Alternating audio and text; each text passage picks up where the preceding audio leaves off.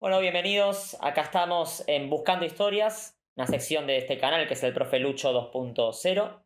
Tenemos al primer entrevistado, al primer invitado. Muy contentos acá y un privilegio enorme de poder hacer la nota a Eduardo Sacheri, escritor de La Pregunta de sus Ojos, En la Noche de la Usina, su última novela, Demasiado Lejos. Y quiero arrancar por algo de la vocación, porque esta sección, Eduardo, se basa en la vocación de los entrevistados, cuál fue ese motor que los llevó justamente a ser lo que son hoy. Esto de Demasiado Lejos, que es tu última novela publicada, habla de la guerra de Malvinas, y vos sos historiador. ¿Cómo se dio la historia como vocación en tu vida? Mira, la verdad que por un lado es una vocación muy antigua en mi vida, en el sentido de, te diría que la única materia que realmente me gustaba estudiar eh, en la escuela primaria y en la escuela secundaria era historia. Eh, Me gustaba mucho leer ficción, pero no me gustaba, suponete, literatura o lengua en la secundaria por toda la parte, no sé, de análisis sintáctico o ese tipo de contenidos que no me gustaban. En cambio, historia, yo recuerdo que apenas empezaba el año, me leía el libro de historia, me anticipaba por puro placer. Y supongo que siempre me interesó este vínculo entre el pasado y el presente, o esto de explorar el pasado para comprender el presente, tanto a nivel individual de las personas como a nivel colectivo de las sociedades. Cuando decidí estudiar historia en la facultad, ah, te diría que no tenía del todo claro cuál iba a ser el derrotero de mi vocación, o mejor dicho, yo me imaginaba sobre todo una carrera académica. Me imaginaba, bueno, yo voy a dar clase exclusivamente en la universidad, exclusivamente para gente que estudie lo mismo que yo, es decir, gente que estudie historia, y dedicaré mis mejores esfuerzos a convertirme en un investigador y escribiré papers para mis colegas. Ese era el modelo que tenía en mente cuando estudié la facultad, aunque después la vida me llevó por caminos muy diferentes a esa carrera académica que había imaginado. Que qué interesante esto de la historia y vinculado con la escritura es muy interesante. Y vamos al tema de la escritura, que yo quería preguntarte, hablando de esto del pasado, vos lo dijiste, esto de la conexión entre el pasado y el presente. ¿Cómo arrancas a escribir algo? ¿Está la duda? ¿Está la pregunta cuando uno comienza a escribir o piensa una idea?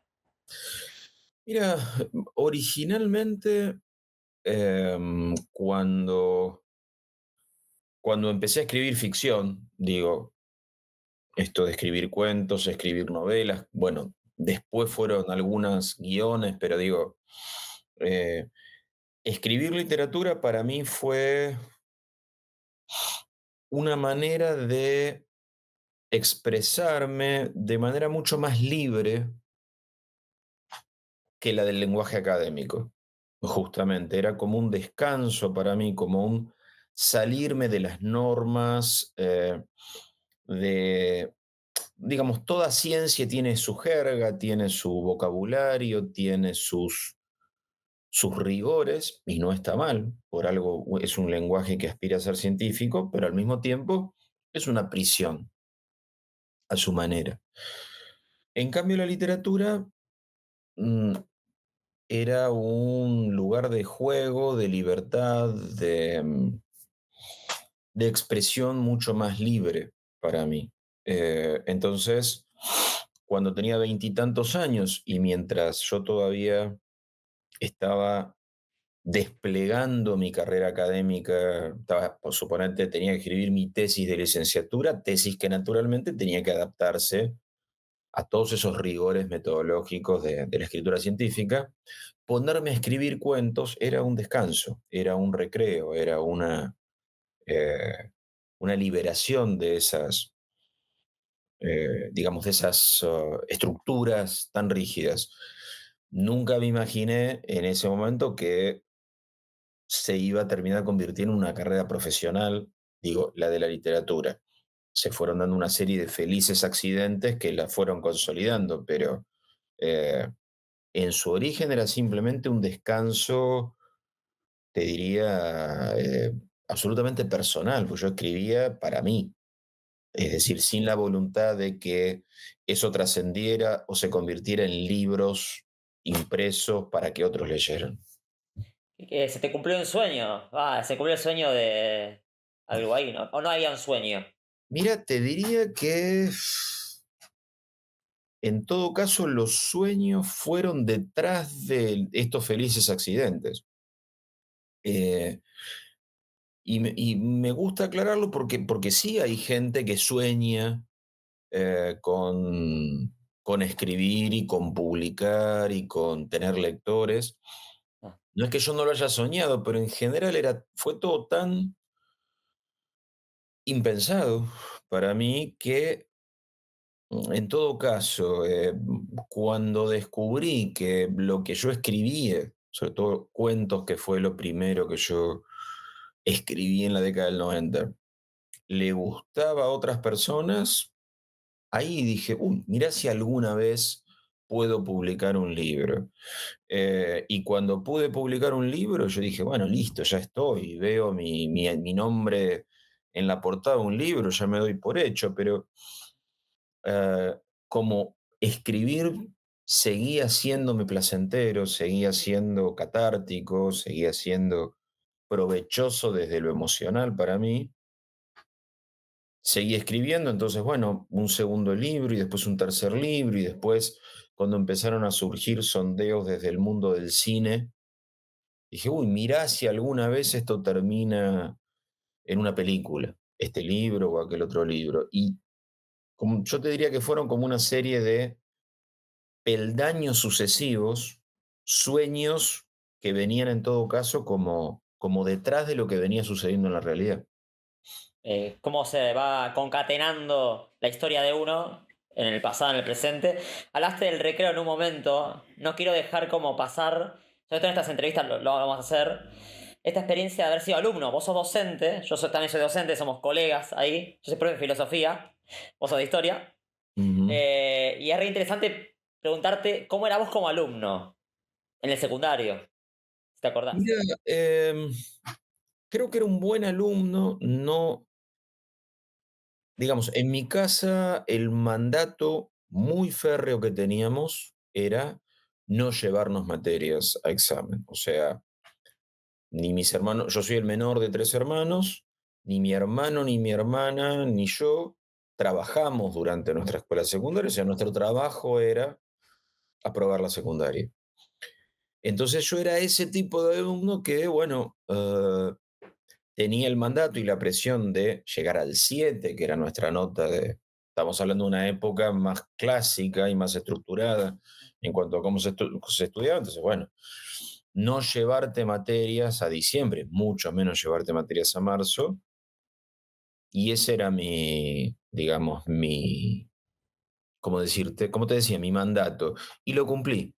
Eh, Nunca fui un alumno, no era abanderado, eh, ni me interesaba hacerlo.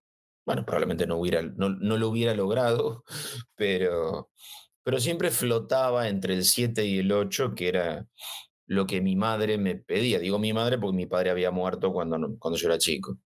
¿Dónde hiciste el colegio secundario? ¿En qué colegio?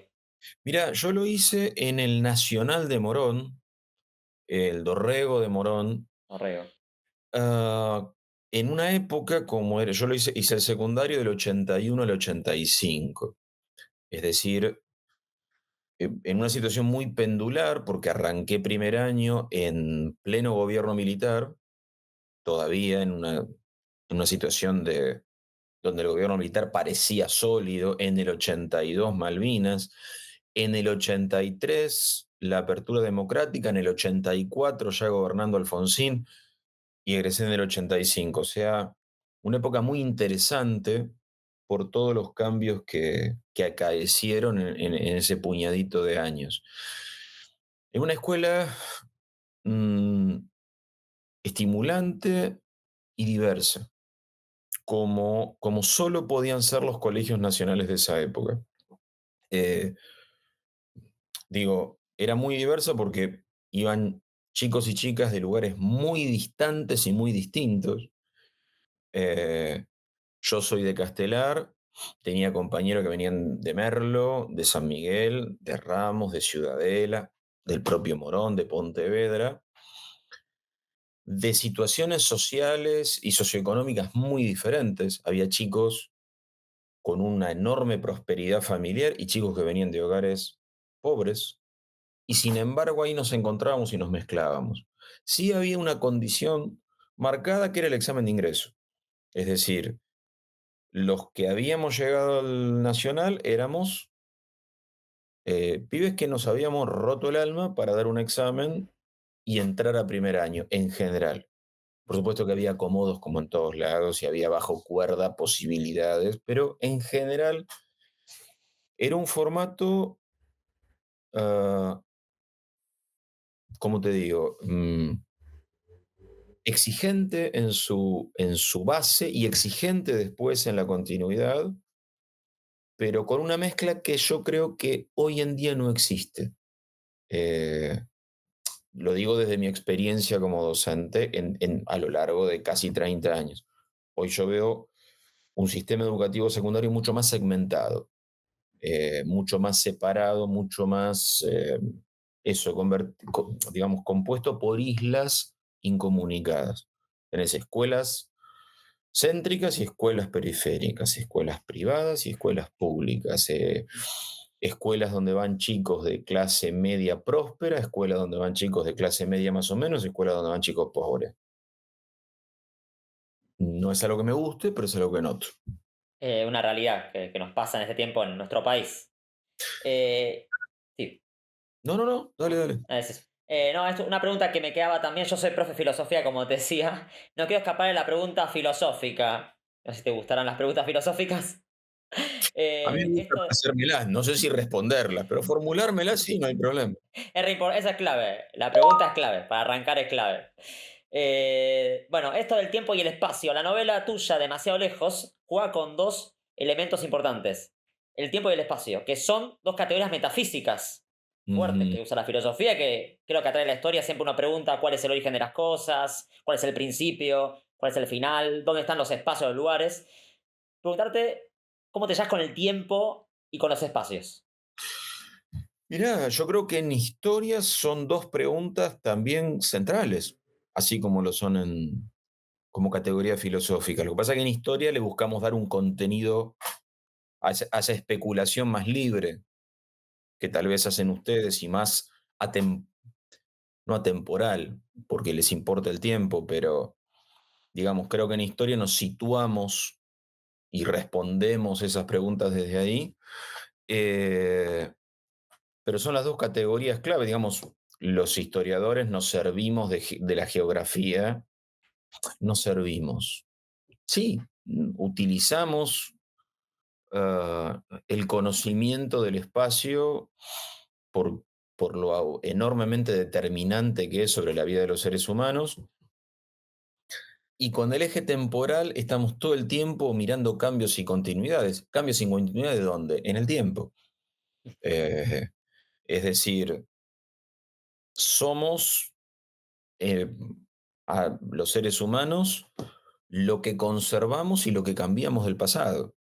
Entonces el eje temporal nos es absolutamente importantísimo digamos, yo no puedo evitar llevar esa mirada a lo que escribo como ficción. O sea, mis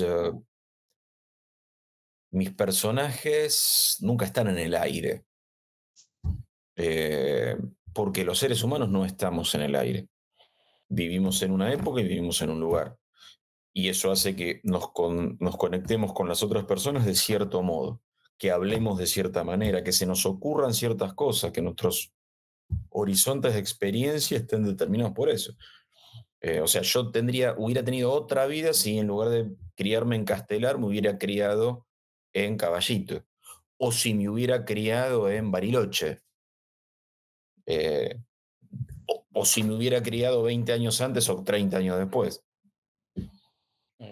Muy bien, muy bueno. Y esto de, yendo un poco más, no me gusta a mí mucho dividir la persona, me gusta más la interacción de la persona humana, pues yo creo en los rasgos. En tus rasgos como escritor, ¿ves en estos personajes algún alter ego tuyo, algún personaje que vos has hecho, bueno, hayas como identificado en ese personaje en alguna de tus novelas? Mira, en general me resulta, digamos, como en el fondo yo escribo para que me sirva no para publicar libros, sino que me sirva para entender mejor la vida, para dotar de algún sentido mi propia existencia. Me resulta más útil, como quien dice, regarme en diversos personajes.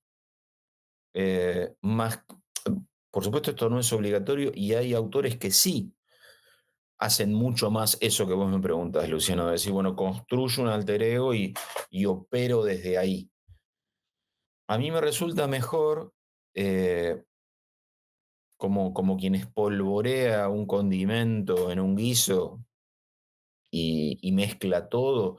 Entonces, muchas veces algún personaje siente como yo, piensa como yo o habla como yo. Pero en la misma novela hay otro personaje que hace lo mismo, en otra esfera, en otra área, en otra situación, desde otro lado. Porque me resulta mucho más enriquecedor ser ese ser multiplicado. Eh, y además me oculta mucho mejor de la mirada ajena. Vos ten en cuenta que cuando, cuando uno publica, es decir, cuando otros leen lo que uno escribe, uno queda muy desnudo, eventualmente. Uno queda muy expuesto. Entonces, eh, para mí no es lo mismo. Me siento mucho más preservado y mucho más libre para seguir exponiéndome esa fragmentación, si querés, que tomar un punto de vista donde yo sea más reconocible. Hay un sentimiento ahí, Sartre habla de condenados a ser libres, esa frase muy famosa de él. ¿Hay algo de eso en esto de la escritura también, de sentirse desnudo? ¿Hay una condena en algún aspecto o se vive de manera más positiva? Mira, yo creo que la condena está en la vida misma, no en la ficción. Mm. O sea, coincido con ese concepto sartreano de esa condena a la libertad. Tiendo a pensar que el arte, en cualquiera de sus formas, es un invento de los que tenemos los humanos como para em, procesar, si querés, la tragedia de esa libertad o la tragedia del riesgo de no encontrar sentido a quiénes somos ni para qué estamos.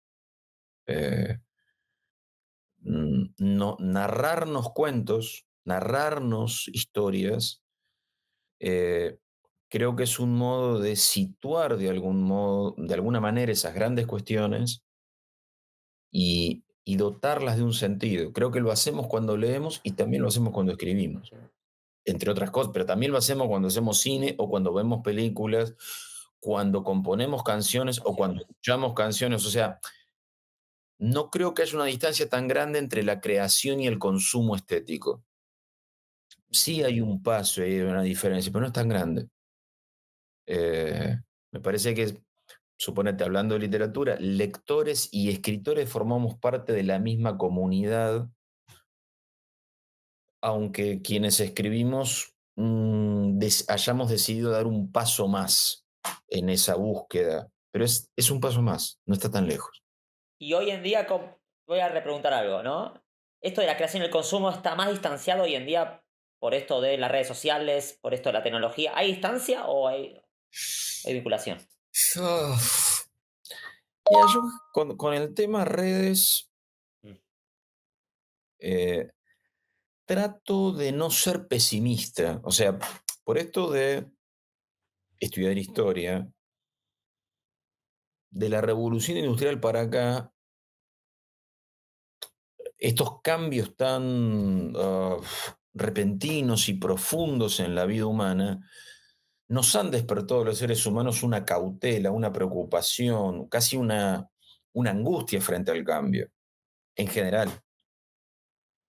Entonces, no quiero ser, viste, pájaro de mal agüero, porque también tiene que ver con la edad que tengo. Yo tengo 57. Entonces, no quiero ya ejercer de anciano resentido, preventivamente. Eh, entonces, prefiero pensar, pero ojo, que me obligo a eso también. Un momento, podemos pensar las redes como un espacio múltiple, horizontal, diverso, democrático, dado, o sea, sé que estoy forzando a mirar el lado positivo de eso. Eh, pero también existe un lado negativo que tiene que ver con, en el fondo creo que las redes sociales son al mismo tiempo una oportunidad y un riesgo, como, bueno, como tantas cosas en la vida del ser humano. Son una oportunidad por su horizontalidad y por su alcance y su masividad, y son un riesgo, creo también, porque en esa masividad y en esa horizontalidad el riesgo del caos y de invisibilizar cosas valiosas crece.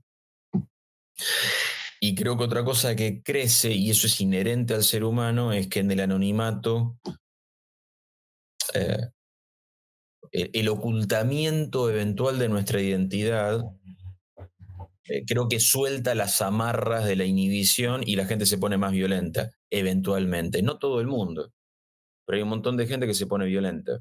Y eso no está bueno, ni digamos, ni en la literatura ni fuera de ella.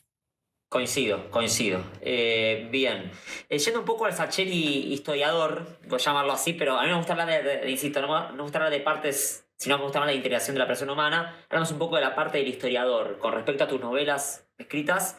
Esto de, por ejemplo, en la pregunta de los ojos, algo clave que es el tema de la mirada, ¿no? El tema de los ojos, la mirada, y en la película también se puede ver eso.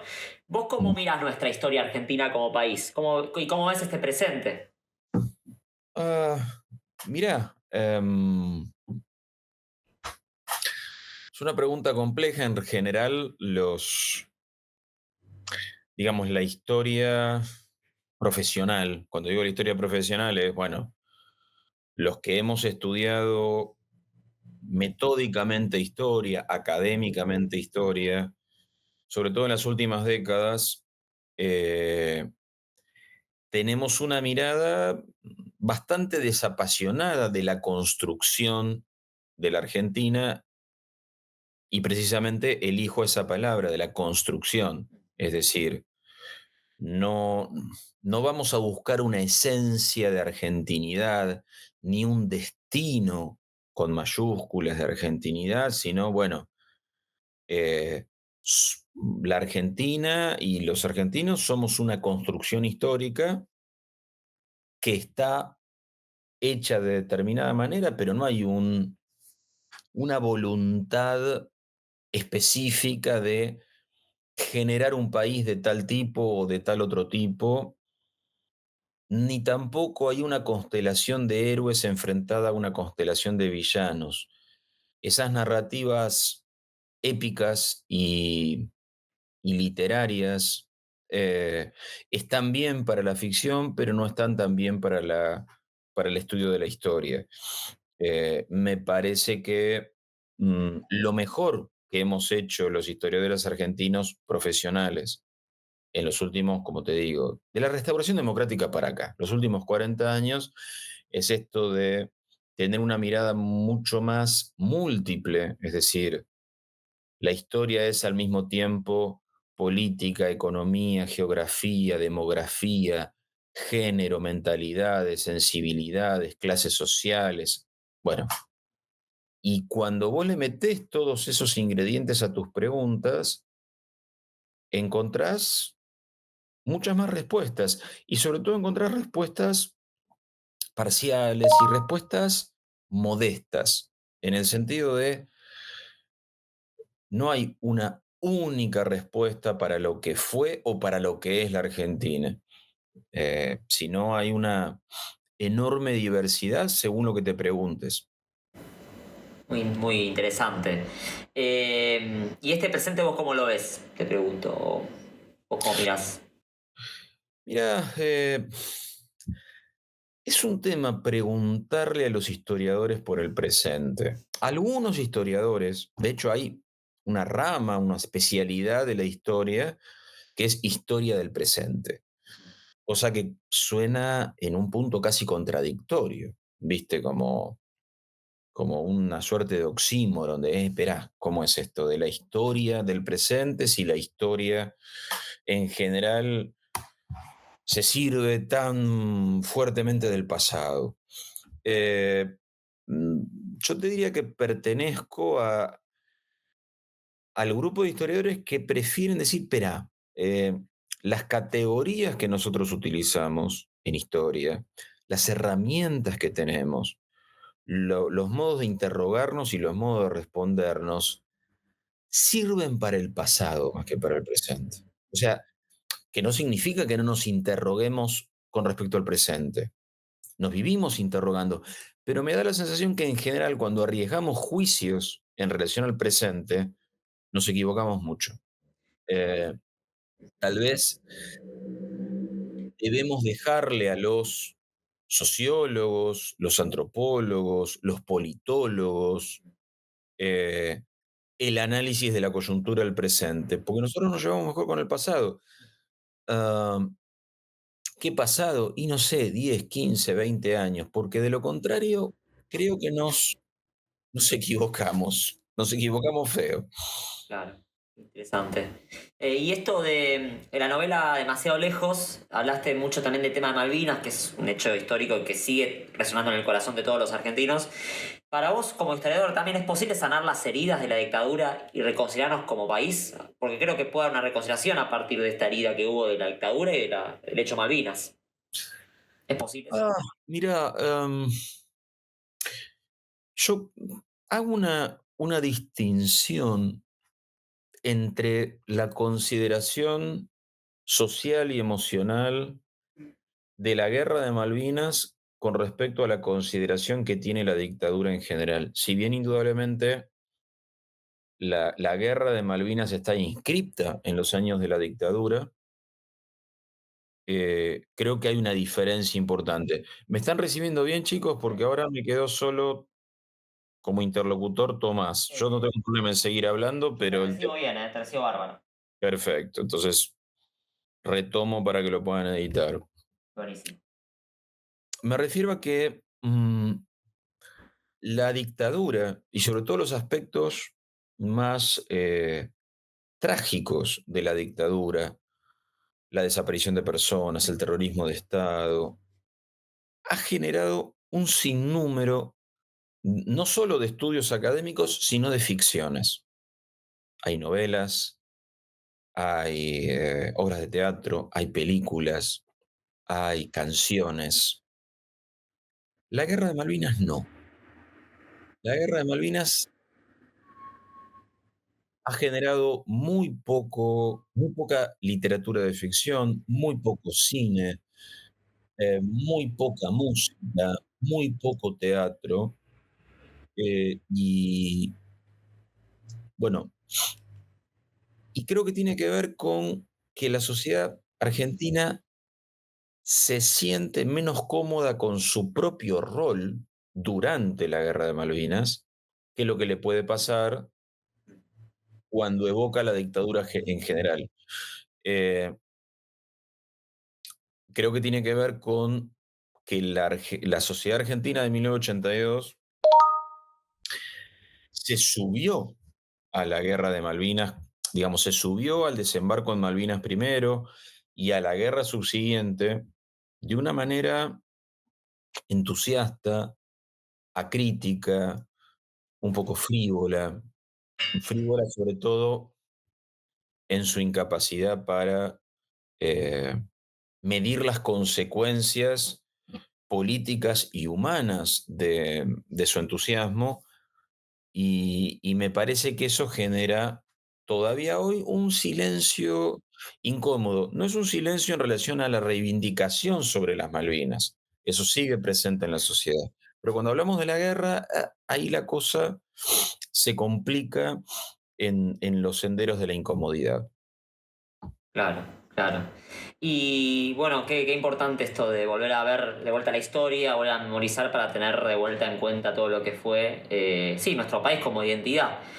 Yo quiero sacarte un poco del tema historia e ir un poco a la parte literatura, ¿no? Ujú. Estamos en un tiempo donde, no sé si estarás de acuerdo conmigo, El Eternauta, que es una ficción.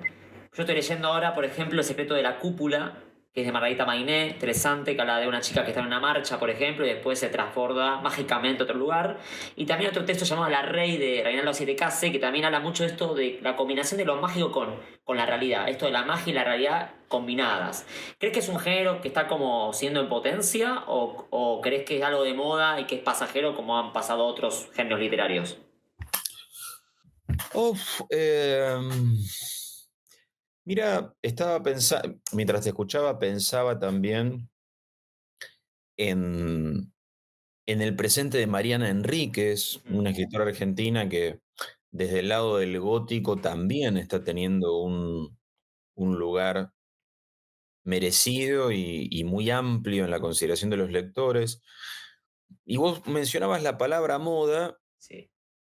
y yo me permitiría acoger la palabra moda como algo bueno.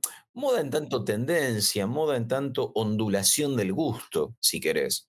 Esto de, eh, me parece que la sociedad en general mm, tiene ciertas preguntas centrales, ciertas necesidades de indagación y de expresión profundas, y va cambiando los caminos a través de los cuales busca. Entonces, a lo mejor venimos de una época más realista en cuanto al tipo de tramas y el tipo de ficciones que más han gustado, y en una de esas, este es un tiempo más para explorar desde lo fantástico, porque en el fondo lo fantástico también es un modo de explorar lo humano real, lo humano material. No es que cuando uno habla desde el género fantástico está desprendiéndose de lo humano. No, creo que está tomando otro camino para llegar al mismo punto. Eh, Así que, ¿quién te dice? Pero bueno, de nuevo, Claro. te respondo con la prudencia del historiador al que no le gusta hablar tanto del presente. Este, en una de esas tiene que ver con estas exploraciones eh, nuevas para los temas de siempre. Qué interesante también esto. Y también en lo que es la escritura, la comunicación, se juega mucho el tema del símbolo. Y quería preguntarte si a vos te simboliza algo, te representa algo haber ganado, o sea, que el secreto de tus ojos haya ganado el Oscar. ¿A vos te representa algo, te simboliza o te da lo mismo? ¿Cómo sentís eso de Mira, eh, mm, no, no me da lo mismo. Yo sé que quedaría mejor si yo te dijese, no, en realidad a mí ese premio dado por la industria en Hollywood no me representa, pero mentiría. Mentiría porque me encanta que hayamos ganado el Oscar. algo bien nacionalista y algo Porque ahí. además, eh, mm, creo que, por un lado, creo que el cine es el gran arte del siglo XX. Veremos qué pasa en el resto del XXI, pero creo que el cine es, insisto, el arte del siglo XX, y aún quienes amamos la literatura nos educamos en un mundo cinematográfico. La narrativa cinematográfica es esencial en nuestra formación sentimental y estética, en todas sus tradiciones, no solo la estadounidense, pero también la estadounidense. Entonces yo no voy a, me parece que el cine es múltiple, pero la tradición estadounidense me parece que es esencial. dentro del mundo del cine y eso no creo que me convierta en un imperialista o en un Vende patria, dirían algunos. de patria. No, la verdad que no. Eh, y entonces, que un premio como el Oscar haya aterrizado en un laburo que hicimos un conjunto de argentinos en 2007, 2008, 2009, me parece genial. Y además, en, en un punto estrictamente personal, eh, vos hablabas o me preguntabas en relación a un símbolo. Es un símbolo tan poderoso el Oscar que a mí me abrió un montón de puertas profesionalmente hablando. Me abrió el mundo, si me quiero poner eh, un poco, ¿cómo decirte?, exagerado o un poco sentimental, porque realmente mis libros empezaron a salir de la Argentina al resto de América Latina y a España en castellano y después a traducirse a otros idiomas, gracias a ese símbolo del Oscar. O sea, yo no me engaño, no es que en Corea o en Azerbaiyán o en Malasia dijeron, vamos a leerlo a Sacheri. De ningún modo. Dijeron, esta película ganó el Oscar y está basada en un libro. A ver el libro. Eso es el símbolo. Claro, claro. Entonces, creo que sería un ingrato si no reconociera el peso y la importancia de ese símbolo para lo que es mi carrera profesional. Muy bien. Últimas dos. Primero la pregunta es, vos hablaste mucho de esto de historiador, del pasado. Te voy a preguntar algo del futuro, te voy a preguntar, el tema del futuro. ¿Vienen Mm. más libros? ¿Hay algo que está escribiéndose en este presente y que va a ser posteriormente un libro? ¿O cómo venís con eso, con la escritura? Mira, hablamos de Demasiado Lejos, esta novela que tiene que ver con Malvinas, pero es como la mitad de un proyecto demasiado lejos. En realidad mi idea original era escribir una novela sobre la guerra de Malvinas, pero en el proceso de escritura me di cuenta que eran dos mis novelas sobre Malvinas.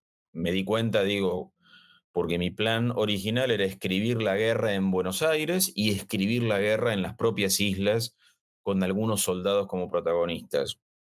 Cuando intenté meter todo eso en una sola novela, me di cuenta que me resultaba inabarcable, demasiado contradictorios esos dos mundos, de la guerra lejos y la guerra encima, y entonces lo que terminé fue escribiendo dos novelas, una de la guerra lejos, que es demasiado lejos, y otra de la guerra encima, que sale en noviembre, con lo cual eso es lo más inminente que se viene por delante. Qué interesante, la segunda parte y hay que estar atentos a leerla. Si ya leíste la primera y te gustó, te enganchaste, bueno, la segunda parte ya está por salir en 4 meses.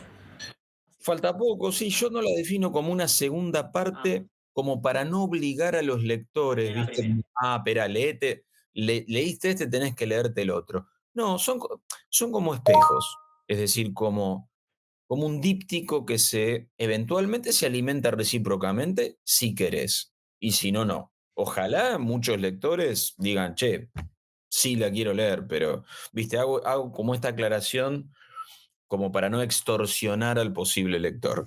Buenísimo. Y la última, acá se llama la sesión Buscando Historias. Vamos a hacer algo poético, a ver si te animás. ¿Cómo vos titularías la historia de tu vida, digamos? ¿Qué tú le pondrías como escritor a tu historia? Es difícil, lo sé, pero... Un tipo con suerte. Eh, creo que así, cifrando en la palabra suerte mucho más que una profesión o que dos profesiones, porque la historia ha sido una y la literatura ha sido otra, pero un tipo con suerte por otro montón de cosas mucho más importantes que mi profesión, que tienen que ver con la familia y los amigos, que son, me parece, el lugar donde se inscribe nuestra verdadera biografía. Bueno, Eduardo, muchas gracias, un placer de verdad por el tiempo, por la disponibilidad. Espero que te hayas sentido cómodo en la entrevista y siempre un gusto hablar con vos y cuando quieras las puertas abiertas para hablar de vuelta en este canal. Bueno, te agradezco, Luciano, te mando un abrazo y bueno, hasta cualquier momento. Gracias. Y cortamos, ¿no? Sigo hablando. Sí, sí. Así te despido, Eduardo. Bueno, Dale. bueno, gracias, insisto, Eduardo, gracias por todo, por cada palabra, por cada respuesta. Yo lo valoro mucho. No hay por qué, no hay por qué, Luciano, que andes muy bien y bueno, hasta siempre.